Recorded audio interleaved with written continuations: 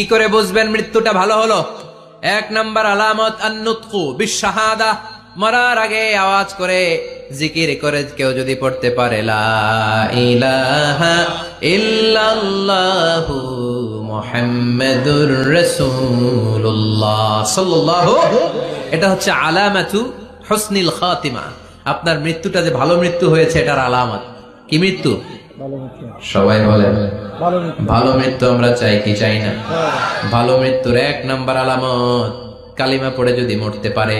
বিশ্বনবী বলেন মান কানা আখিরু কালামিহি লা ইলাহা ইল্লাল্লাহ, যে ব্যক্তির সর্বশেষ কথাটা হবে, বাক্যটা হবে লা ইলাহা ইল্লাল্লাহ, দাখালাল জান্নাহ, সে জান্নাতি হয়ে যাবে। সুবহানাল্লাহ পড়েন। এরপরে বিশ্বনবী বললেন আল মুমিনু ইয়ামুতু বিজাবি ইরকিল জাবিন, মুমিন যখন মারা যায় তার কপাল ঘেমে যায়। সুবহানাল্লাহ পড়েন। হাত ঘামে না, পা ঘামে না, মুমিনের কপাল ঘামে। সুবহানাল্লাহ।